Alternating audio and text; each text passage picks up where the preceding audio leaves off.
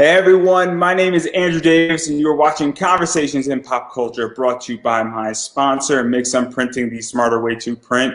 I know printing your creative project can be confusing and stressful, but Mixum is here to make it easy. From their instant quote calculator to let you get as many quotes as you want for free, to their 24-hour customer service support, Mixum is here to make sure your printing experience runs smoothly from start to finish. And right now you can choose from a range of premium printing options and materials. And the company has also printed so many successful Kickstarter campaigns, and a bunch of them you have heard about on this very show.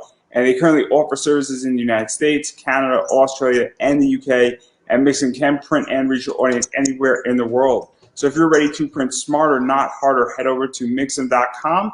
And they're running a promotion right now where listeners of my show can drop my name, Andrew Davis, in the message tab of a current order to get a 5% discount on their first order. And I know printing your project can be expensive, whether you fund $10,000 over or only $1,000. Every percentage point counts. So that is Mixam.com. Again, type my name, Andrew Davis, in the message tab of your current order to receive a 5% discount on your very first order. And I have with me legendary comic book creator and writer Mike Barron. So welcome to the show. Thank you. Yeah, no, I am very excited and a little bit nervous because we are going to be talking about your book that I absolutely love that's currently funded on Indiegogo, and that is Thin Blue Line, which is over 180% funded.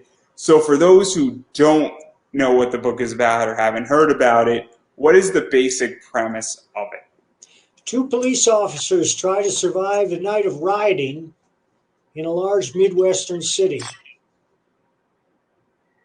Yeah, and it's so interesting because this book is very entertaining and it's also extremely topical because, you know, when people say Thin Blue Line, obviously people get a little bit antsy. And what I've read of this story, and I've seen it in some of the preview pages, you know, it's really a story about two police officers that care about their community, are tasked to protect a certain individual who's the mayor.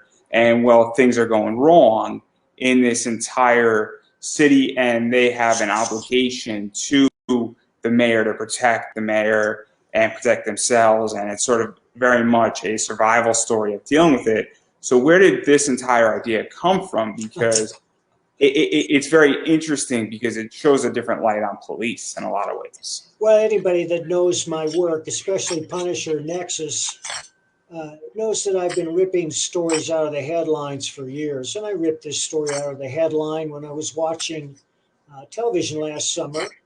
And we saw image after image of cities being burned to the ground, looters running in and out of stores with their arms full, and talking heads standing in the foreground saying, "We are having mostly peaceful protests here." Over $2 billion worth of damage, thousands of small businesses destroyed, those who could least afford to lose them, dozens of murders. And then the call for defund the police began, not from lunatics in the street, but from elected officials. And my first reaction was, what the fuck? Civilization depends upon the rule of law. You're either for the rule of law or you're not. Now, we can get into the high weeds about good cops and bad cops, but I know a number of police officers, and the ones that I know are civic-minded individuals who joined up to make a difference. The way a politician lies when he says, "I'm running to make a difference." Police officers join up to really make a difference. They want to make a positive difference in their community, and most of them are pretty decent people. But I must stress that the book is not didactic or preachy in any way. It is pure drama from the first page to the last. In fact, it's going to be the most exciting comic you read this year. There's not a wasted space in it. There's not a wasted panel. There are no dull moments. It snaps and pops from panel to panel, which is how I try to write. And by that, I mean, you can't wait to find out what happens next because you're so involved in the story. The characters are real. They're very sympathetic. And the ultimate question in fiction is, the first question is, what happens next? That's the primary question. The reader has to care before he turns the page. Well, how do you make the reader care? Well, you start by making him sympathetic, giving him sympathetic protagonists with whom he can identify. But there are many, many other uh, tools in the writer's trade, such as a fascinating scenario, and we have one here with two cops tasked to protecting the mayor from mobs that are burning down the city. You can use a seductive narrative voice, as some writers do. You use every trick in the book to get it done. Uh, but I know how to tell a story, and I'm very proud of this one. I think it's one of the best stories I've ever written. And what I like about this story, and you said it, is that this really doesn't have to do with politics as much as it has to do with just police doing their job and protecting a certain person, and it's very much a drama position in that regard.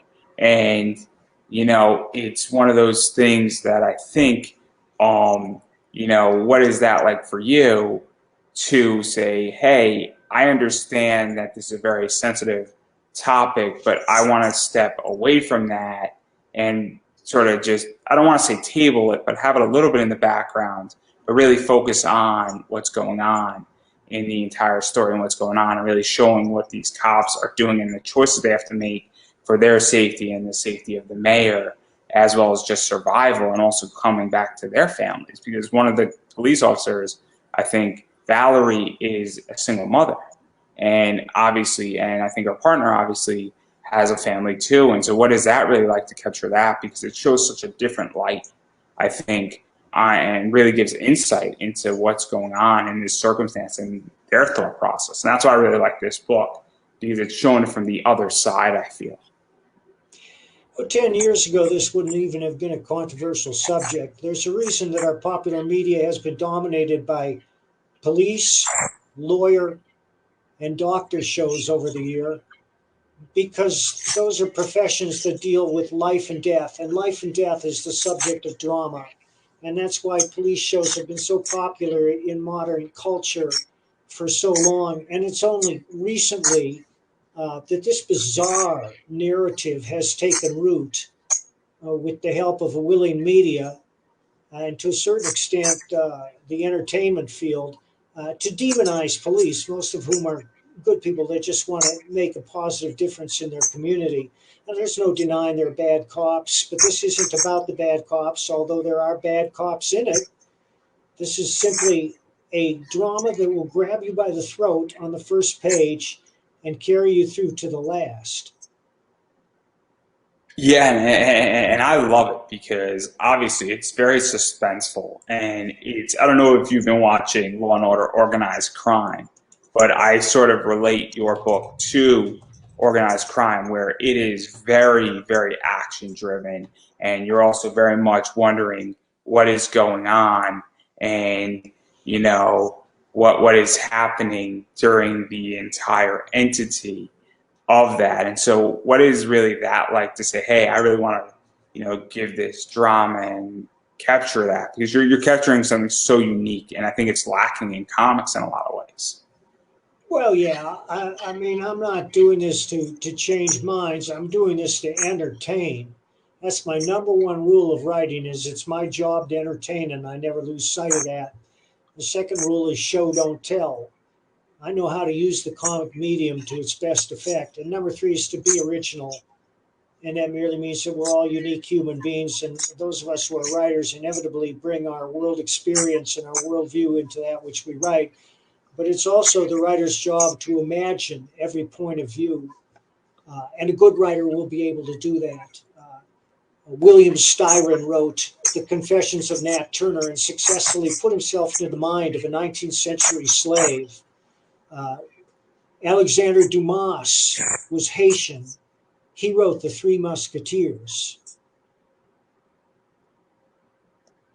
Yeah, and I think it's very important that writers put themselves in their characters' headspace and even other people's mind space in society. But one of the things that you did that's very interesting that I know about is that you have Joseph Arnold on the team, and he did some pencils, He and did all the pencils. He did all the pencils. I stand corrected. I stand corrected here. I'm a little bit nervous here. So everybody's got to give me a little agency. He's an active police officer. And so what was that like as well? Because I don't know about other writers sometimes, but in comics, it's very much a team effort. And what is that like to have somebody who did all the pencils, who's an active police officer, and has real insight both on an emotional level of understanding what it means to go into the line of duty and know that anything could happen at any given moment, and then conversely also give, insight of what he's feeling, as well as also have somebody saying, hey, I could do this too, and then it adds a lot of credibility to the book in a lot of ways. And what was that like? Because it changes the book in a lot of ways once you know that. I've known Joe for many years. He was part of a little group that would meet at my house once a month, Fort Collins comic book people, and he was always drawing. This was after he got out of the Army Airborne, but before he became a police officer. So it seemed natural to ask him to draw this book. Gabe El-Taib was also a member of our little group, and I've been talking to Gabe recently, and we're talking about working together again. Joe, even though he is a full-time police officer, finished the book faster than many professional comic book artists would have. So to even talk about that, and it's a bit of an aside, one of the things that's happening in indie, and it bothers me, is that everybody says, I'm going to deliver the book in July, and then I don't get the book till January. Meanwhile, I paid for it in February on Kickstarter or Indiegogo.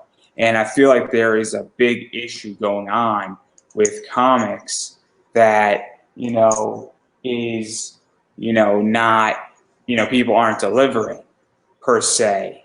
So how do you feel about that? Because given that somebody actually finished it faster than many professionals would, I feel like that's a big issue right now in comics in general, and especially in indie comics. Definitely. That's a big bugaboo on crowdfunders.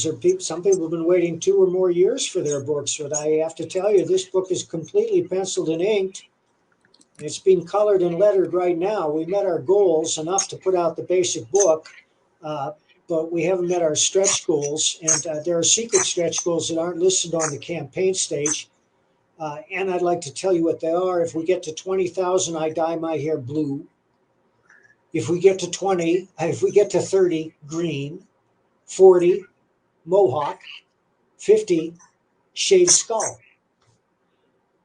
These are real. I promise to do these, but there's only one way to find out. But we do have some groovy stretch goals. Like one of them is a ride-along coin.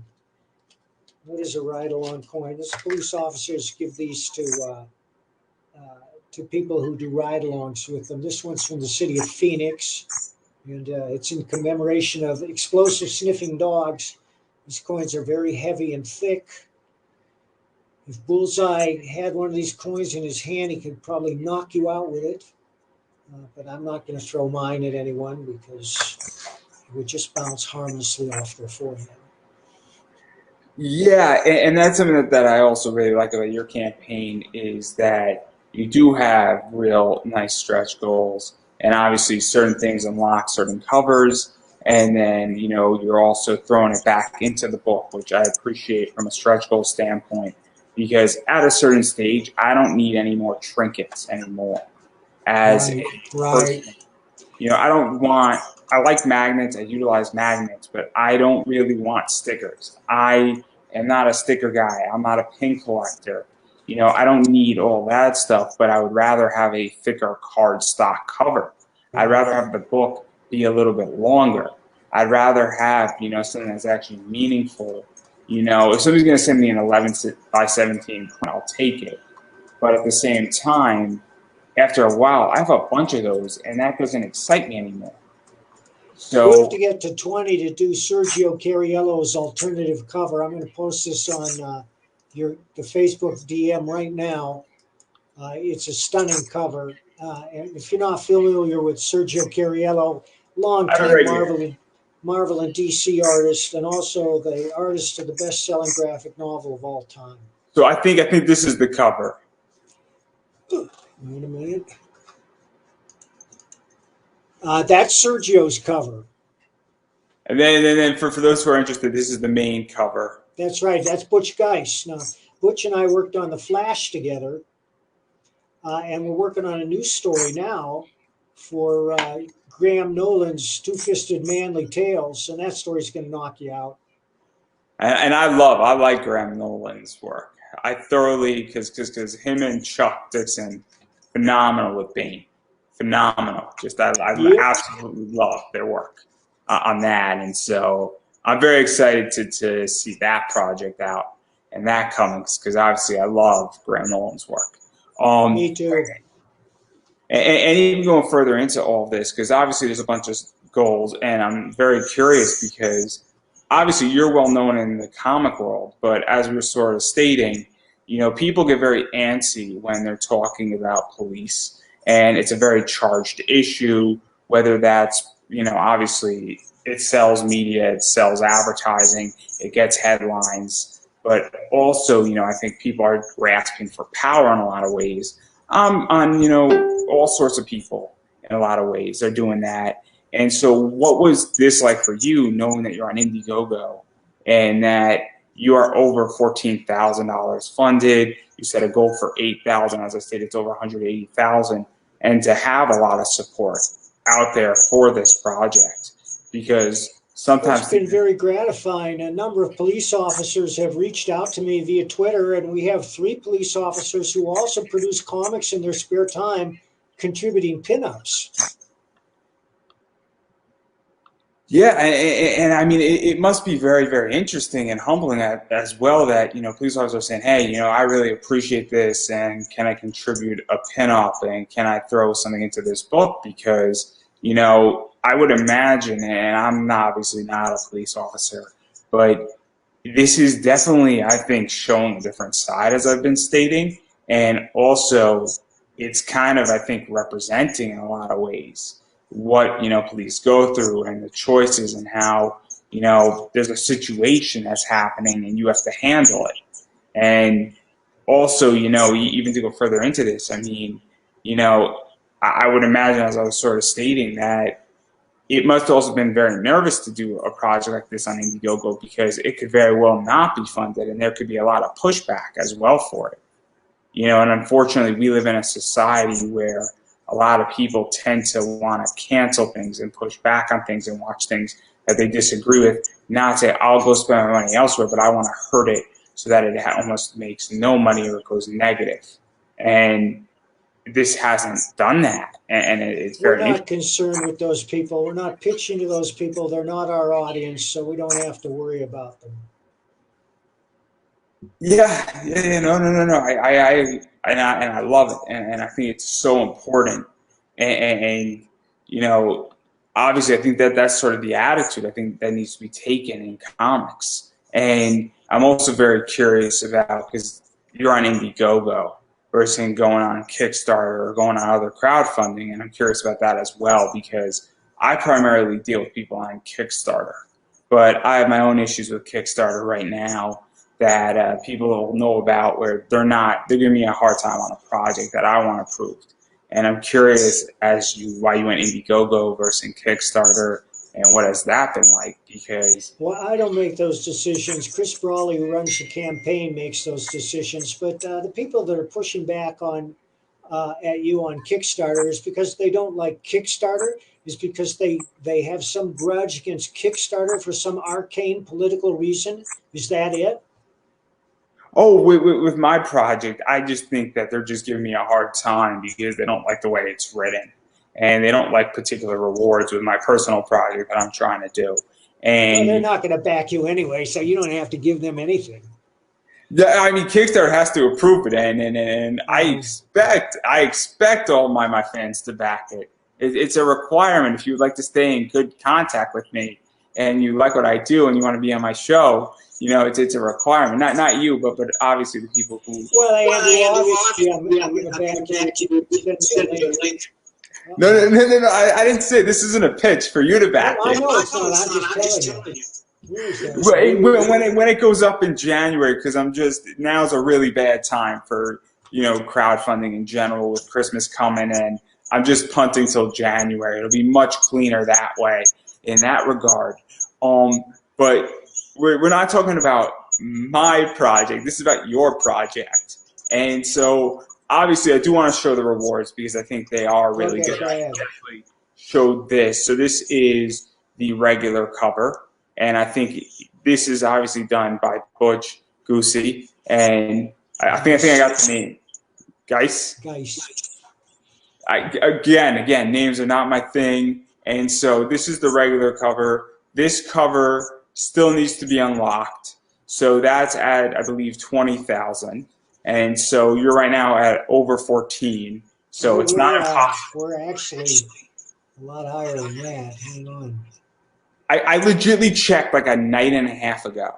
So we're at 16.3 now.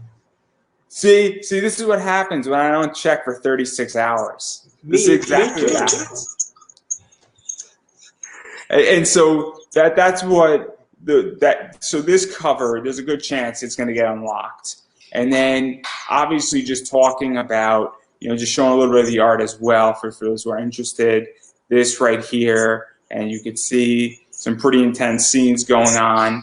And then, obviously I love this, which is just the, shield and obviously the blood on it. It's a very, very, very stark image, for lack of a better word.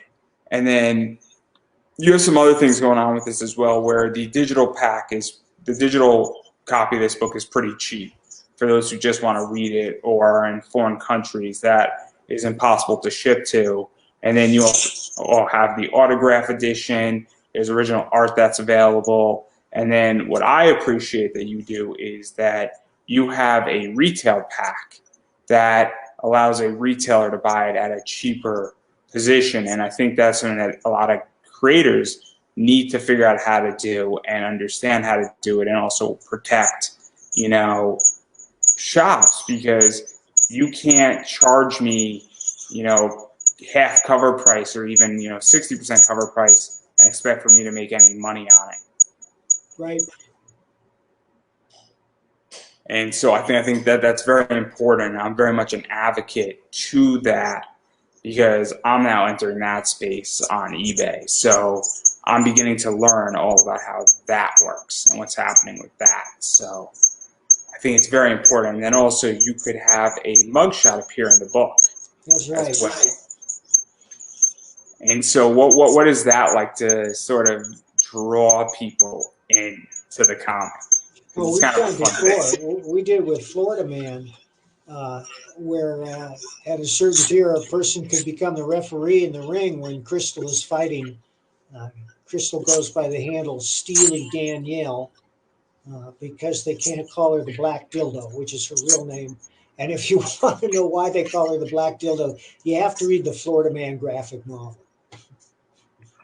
It's something that I really should read because I would probably thoroughly enjoy Florida Man. It's the funniest comic ever written. And next year we're going to do Florida Man graphic novel #2, and that's even funnier. I'm really excited about that.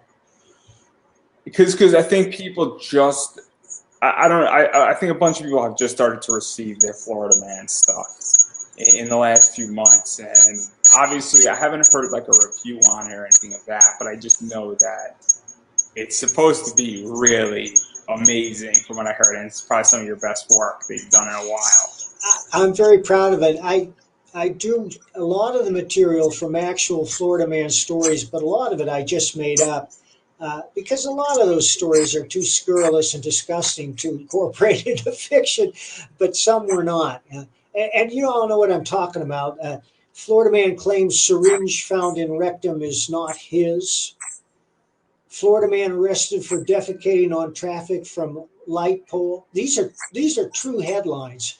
And if you're curious, there's a site called FloridaMan.com, which collects every Florida Man story that ever was, and there are tens of thousands of them. There might be 100,000 now, where you can take the Florida Man challenge and just search. You put in Florida Man your birthday and see what pops up. Then you take your pick of the stories that happened on your birthday.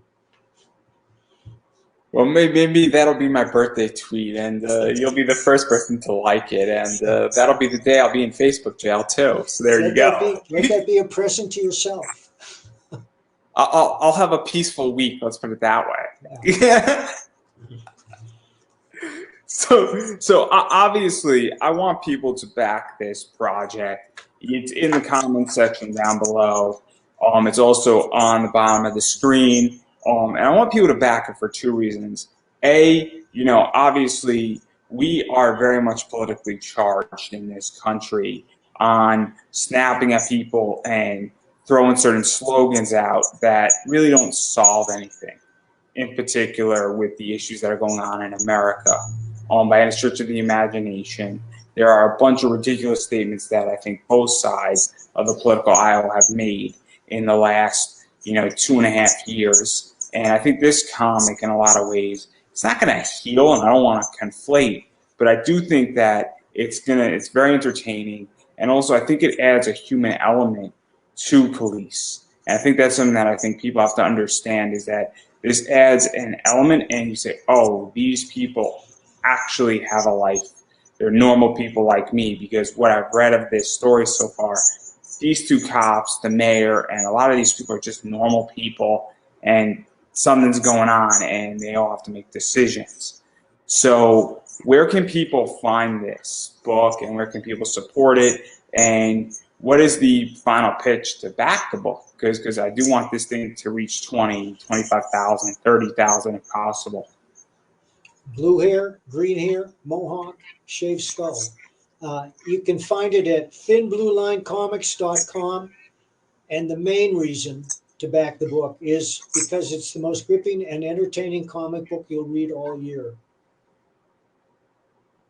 Yeah, no, and I'm first person to say that I don't think you're going to be disappointed. It also is, just to add a little more context, as certain goals are unlocked, the story is going to get a thicker cardstock cover. The stock, as further goals are unlocked, is going to become a heavier book. It's going to become a more durable book. More money is going to be put into the book. I think the book at another stretch goal does get extended a little bit, as well as another cover gets unlocked, and some other cool stuff that is coming down the line, and some charity elements as well, with, some Brazilian Jiu-Jitsu, that program is out there. So obviously, you're supporting a very cool book in that regard, and it's very important, and I'm going to keep saying it, is that you have to support indie content creators, and what that means is backing their Kickstarters, and or Indiegogos for that matter. Obviously, it's an Indiegogo and backing crowdfunding operations, because that's how books get done. And even going further off of that, once you back it, you then should share that you backed it out, because that goes a long way. And you should share this project out on Facebook and Twitter and Instagram and any other social media platforms, because it goes a long way as well. I'm also an indie content creator. I have a bunch of things going on. I have Buy Me a Coffee, so obviously that's kind of what you should do with me. And on that note, that's all I got going on. And I'm going to give you the final word, because I know you got to go to your second interview. So, final word from you. Thank you, Andrew, for having me on. If you want a good comic, back this book. And I believe that is perfect, and that is a wrap.